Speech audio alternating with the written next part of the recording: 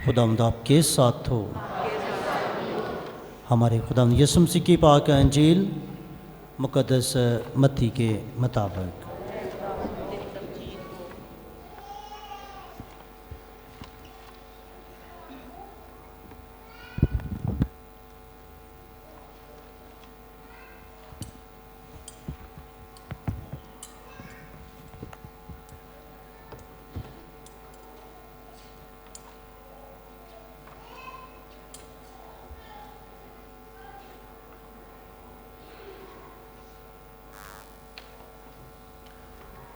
उसके छठे बाब की हम 7वीं आयत से सुनेंगे। उस वक्त यीशु ने अपने शागिर्दों से कहा, और जब तुम दुआ करते हो तो गैर कौमों के लोगों की मानद बक बक ना करो, क्योंकि वो समझते हैं कि हमारी ज़्यादा गोई से हमारी सुनी जाएगी। बस उनकी मानद ना होना, क्योंकि तुम्हारा बाप तुम्हारे मांगने से पहले ही जानता है कि तुम्हें क्या दरकार है। बस तुम इस तरह दुआ किया करो कि ए हमारे बाप, तू जो आसमान पर है, तेरा नाम पाक माना जाए, तेरी बादशाही आए, तेरी मर्ज़ी जैसी आसमान पर पूरी होती है ज़मीन पर भी हो।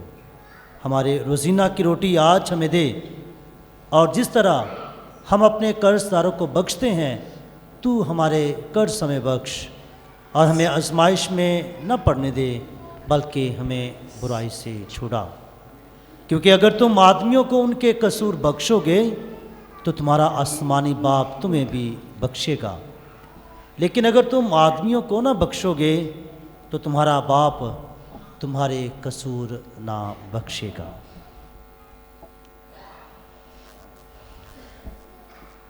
अंजील मुक़द्दस के वसीला से हम सब की खताएं मिटाई जाएं। मसीह तेरी सताइश हो। क्योंकि अगर तुम आदमियों को उनके कसूर बख्शोगे तो तुम्हारा आसमानी बाप तुम्हें भी बख्शेगा, लेकिन अगर तुम आदमियों को ना बख्शोगे तो तुम्हारा बाप तुम्हें ना बख्शेगा। मसीह में मेरे अजीज़ भाइयों और बहनों और प्यारे बच्चों, ये सुनहरी हरूफ आज की पाक अंजील में से हमने मसीह खुदावंद की ज़बान मुबारका से सुने, जिसमें उन्होंने दावत दी, फरमाया, हुक्म दिया, शर्त आयद की कि अगर तुम मुआफ़ी हासिल करना चाहते हो तो तुम्हें खुद भी दूसरों को मुआफ़ करना होगा।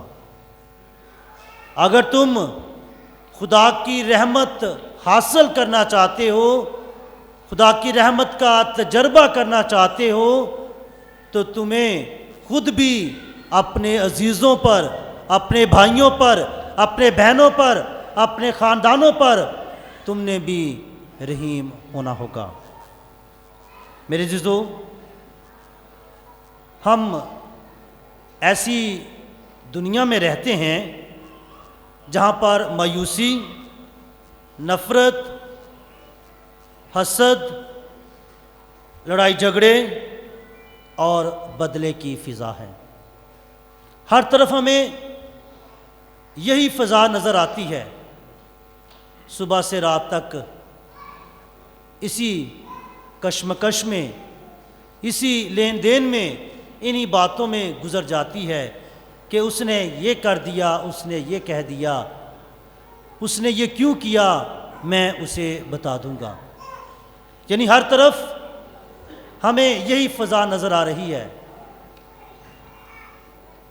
टीवी ऑन करें, ख़बरें देखें तो यही माहौल, एक सियासी बंदा कुछ कहता है और दूसरा उसके साथ उसके बरक्स कुछ और कहता है, समाजी कारकुन कुछ और कहते हैं। ये सारे बातें जो हैं कि सुबह से रात तक हमें यही फ़िज़ा नज़र आती है कि हर तरफ बदले की आड़, हर तरफ नफ़रत, حسد اور ایک دوسرے کے خلاف باتیں نظر آتی ہیں۔ اس فضا نے، اس ماحول نے دنیا کو ناپاک کر دیا ہے۔ اس ماحول نے خاندانوں کے خاندان اجاڑ دیے ہیں۔ اس ماحول نے ہمیں ناپاک کر دیا ہے، دنیا کو ناپاک کر دیا ہے، اور ہر طرف ایک مایوسی کا اور ایک بدلے کا ماحول ہے۔ اور ہم چاہتے ہوئے اور نہ چاہتے ہوئے، ہم چاہتے ہوئے اور نہ چاہتے ہوئے بھی اس ماحول کا حصہ بنتے جاتے ہیں۔ ہم نہ چاہتے ہوئے بھی اس ماحول کا، کس ماحول کا؟ حسد کا، لڑائی کا، جھگڑے کا، مایوسی کا، نفرت کا، بدلے کا ہم حصہ بن جاتے ہیں۔ اور یہ ماحول ہماری روحانی، جسمانی، دماغی اور جذباتی سوچ پر بہت اثر انداز ہوتا ہے۔ یہ ماحول ہماری خاندانی زندگی پر بھی اثر انداز ہے۔ یہ ماحول ہماری روحانی زندگی پر بھی اثر انداز ہے۔ یہ ماحول ہمارا جو ذہنی سوچ ہے اس پر بھی اثر انداز ہے، کیونکہ جو کچھ ماحول میں ہو رہا ہے وہی ہمیں اپنے خاندان میں بھی نظر آ رہا ہے۔ اور اس ماحول کی وجہ سے دنیا میں معافی کا عمل بہت سست ہو چکا ہے۔ اگر یہ کہیں کہ معافی کا عمل رک چکا ہے تو یہ وجہ ہوگا روس اور یوکرائن کے درمیان جو جنگ ہے، وہ بھی اسی وجہ سے کہ ایک جو ملک ہے دوسرے کو زیر کرنا چاہتا ہے، اس پر قبضہ چاہتا ہے، اپنی طاقت ظاہر کرنا چاہتا ہے، اس دنیا کو بتانا چاہتا ہے کہ میں ساری دنیا پر قابض ہو سکتا ہوں۔ یعنی کہ بدلے کی آڑ، حسد کی آڑ، جھگڑا، ان چیزوں نے یہ معافی کا عمل روک دیا ہے۔ کتنے لوگ وہاں پر ہلاک ہو چکے، کتنے لوگ جانیں دے چکے، لیکن انسانیت لگتا ہے کہ مر چکی ہے، لگتا ہے کہ انسانیت کہیں کھو چکی ہے، اور یہ صرف اور صرف اس عمل کی وجہ سے ہے کہ معافی کا عمل رک چکا ہے۔ افسیوں کے نام خط میں مقدس پالوس لکھتے ہیں، افسیوں کے نام خط 4 باب 32ویں آیت میں، تم ایک دوسرے پر مہربان اور نرم دل ہو اور ایک دوسرے کو بخش دیا کرو جیسا خدا نے مسیح میں تمہیں بخش دیا۔ مقدس پالوس ہمیں دعوت دے رہے ہیں کہ جب ایسا ماحول ہے تو پھر بھی ہم نرم دل ہو جائیں، ہم مہربان ہو جائیں اور ایک دوسرے کو بخش دیا کریں جیسا خدا نے ہمیں بخش دیا، جیسا خدا نے ہمارے قصوروں کو، گناہوں کو بخش دیا، اور اس نے اپنا لہو بہا کر ہمیں خرید لیا۔ میرے عزیزو، ہم مسیح ہوتے ہوئے معافی کے لیے بلائے گئے ہیں۔ معافی مسیحیت کی قدر بھی ہے اور پہچان بھی۔ یہ معافی کا عمل ہمیں موقع دیتا ہے کہ ہم معاف کرتے ہوئے خدا کے نام کو جلال دیں، کیونکہ ہم سب مسیح یسوع کے قربان ہونے سے، اس کے جان دینے سے، اس کے لہو بہانے سے معاف کیے گئے ہیں، کیونکہ اس نے ہمارے گناہوں کو اپنے اوپر لے لیا ہے۔ اس کے لہو نے ہمارے گناہوں کو دھو ڈالا ہے۔ ہم برے کے خون سے خریدے گئے ہیں، ہم برے کے خون سے رنگے ہوئے ہیں، اس لیے اس نے ہمارے قصوروں کو معاف کر دیا ہے۔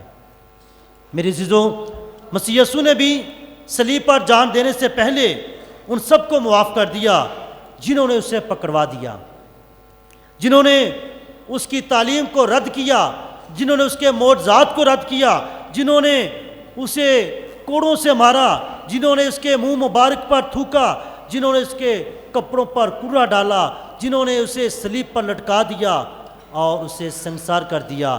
اس نے ان سب کو جان دینے سے پہلے معاف کر دیا اور کہہ دیا کہ اے باپ ان کو معاف کر، کیونکہ یہ نہیں جانتے کہ کیا کرتے ہیں۔ میرے عزیزو، آج مسیح خداوند ایک مرتبہ پھر موقع فراہم کرتے ہیں کہ ہم ایک دوسرے کو معاف کریں،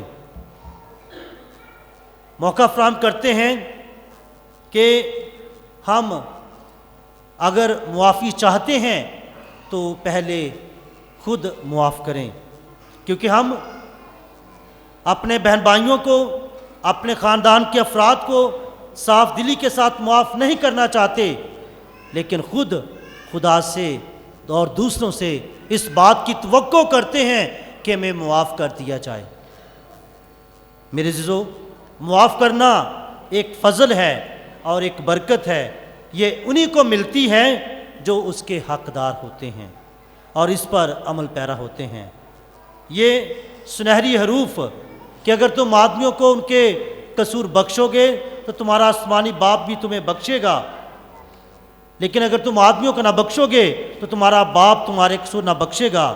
یہ سنہری حروف ایک وعدہ ہے، اور یہ وعدہ خدا کے بیٹے کا ہے، یہ وعدہ مسیح یسوع کا ہے، یہ وعدہ مسیح کا ہے، یہ وعدہ دنیا کے نجات دہندہ کا ہے، یہ وعدہ اس عظیم ہستی کا ہے جس نے میرے اور آپ کے لیے جان دی ہے۔ اس نے وعدہ کیا ہے، فرمایا ہے کہ اگر تم اپنے بہن بھائیوں کے گناہوں کو معاف کرو گے تو خدا تمہارے گناہ بھی معاف کرے گا۔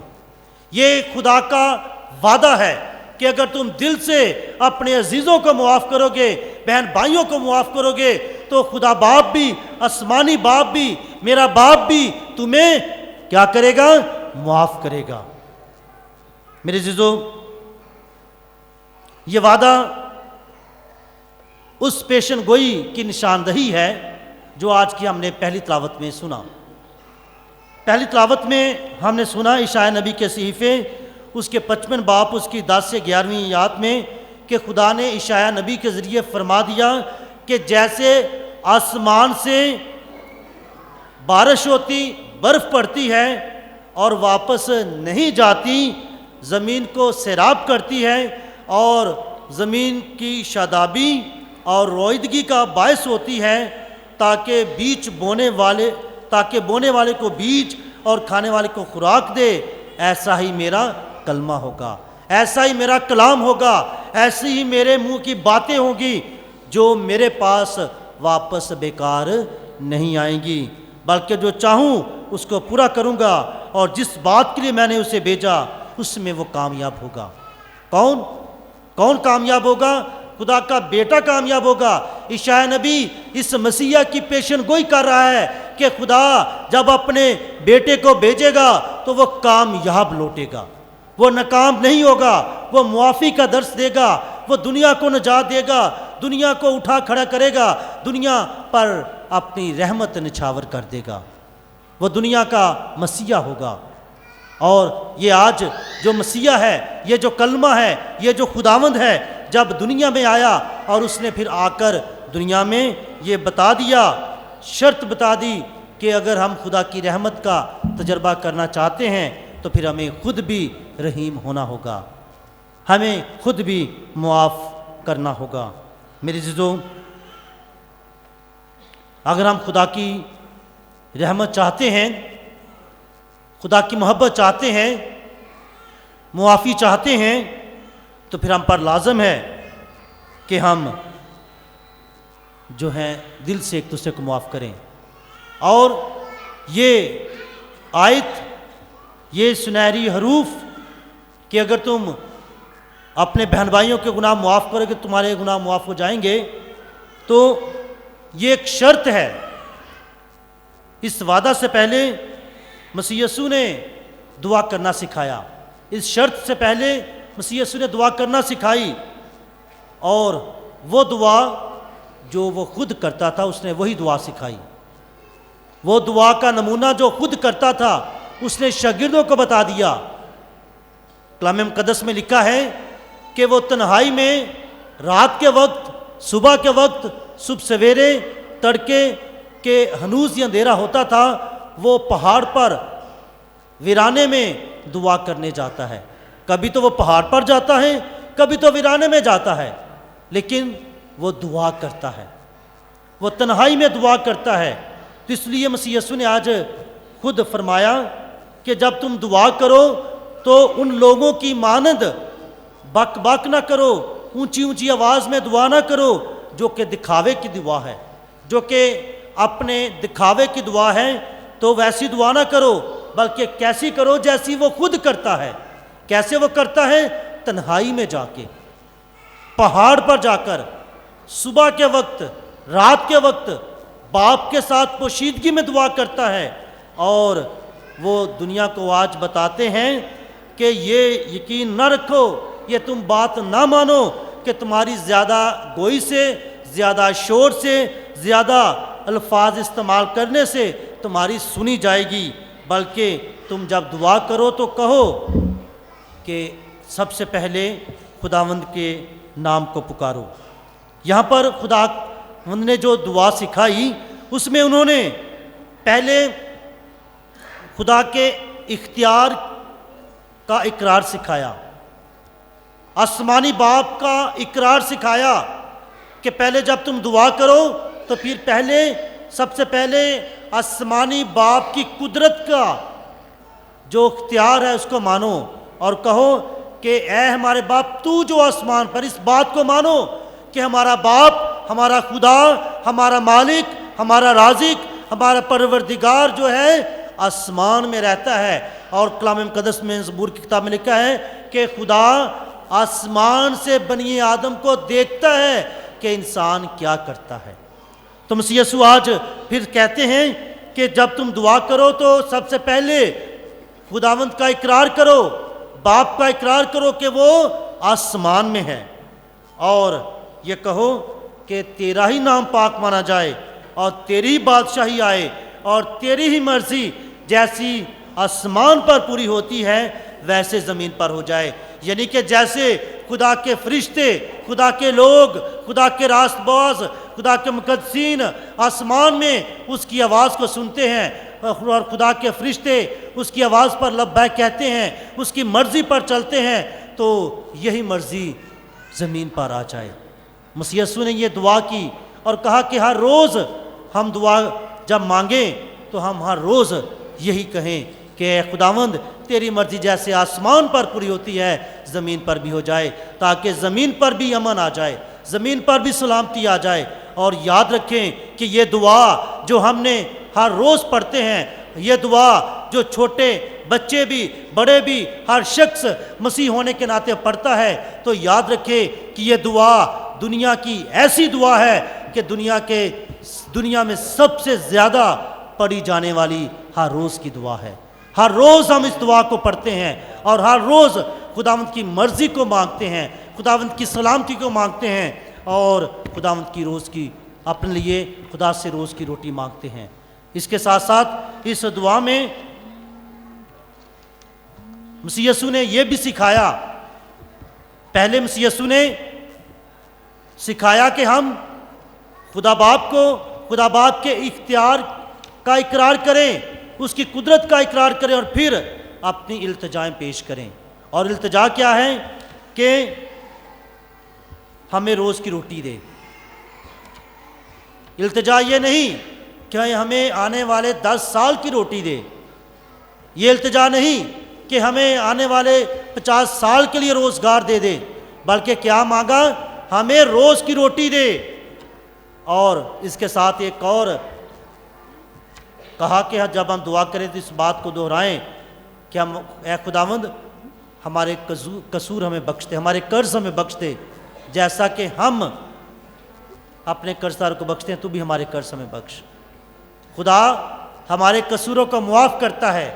تو مسیح یسوع نے کہا کہ خدا سے یہ بھی دعا کرو کہ جیسے اس نے ہمیں معاف کیا ہم بھی ایک دوسرے کو معاف کریں، اور یہ بھی کہا کہ ہمیں آزمائش میں نہ پڑنے دے، کیونکہ وہ جانتے ہیں کہ ہم کمزور ہیں، اور کمزوری کی حالت میں اگر آزمائش میں گر پڑے تو ہمارے لیے اٹھنا مشکل ہوگا۔ اور اتوار کے روز ہم نے مسیح یسوع کی آزمائش پر دھیان و گیان کیا تھا کہ کیسے مسیح یسوع اس آزمائش پر جو کہ شیطان اسے آزماتا ہے، روٹی کی، بھوک کی، پیٹ کی، شہرت کی جو آزمائش آئی تھی، اس کو مسیح یسوع کیسے اس پر غالب آتے ہیں۔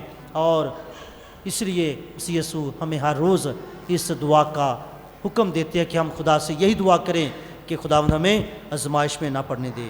میرے عزیزو، روزوں کا یہ خوبصورت موسم ہمیں یہ موقع فراہم کرتا ہے کہ ہم دعا، روزہ، خیرات اور پشیمانی اور سچے اعتراف سے خدا کی طرف رجوع لائیں۔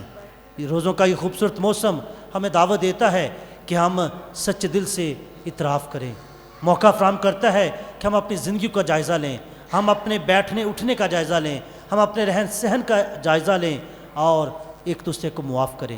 آج دنیا میں معافی کی اشد ضرورت ہے، آج ہمارے گھرانوں میں معافی کی اشد ضرورت ہے، آج میاں بیوی کو ایک دوسرے کو معاف کرنے کی اشد ضرورت ہے، آج بہن بھائیوں کو معاف کرنے کی اشد ضرورت ہے، آج کلیسیا کے رہنماؤں کو ایک دوسرے کو معاف کرنے اور قبول کرنے کی ضرورت ہے، آج سیاسی رہنماؤں کو ایک دوسرے کو معاف کرنے اور قبول کرنے کی ضرورت ہے۔ تو اس لیے روزوں کا یہ خوبصورت موسم ہمیں توبہ، تبدیلی اور پشیمانی کی دعوت دیتا ہے۔ خداوند سے دعا ہے کہ خداوند ہمارے باطن کو تبدیل کرے اور ہمیں یہ قوت دے، ہمت دے، طاقت دے، تاکہ ہم سچے دل سے ایک دوسرے کو معاف کریں، قبول کریں، تاکہ ہم بھی خدا کی حضوری سے معافی اور رحمت کو پا سکیں۔ مسیح ہمارے خداوند کے وسیلہ سے۔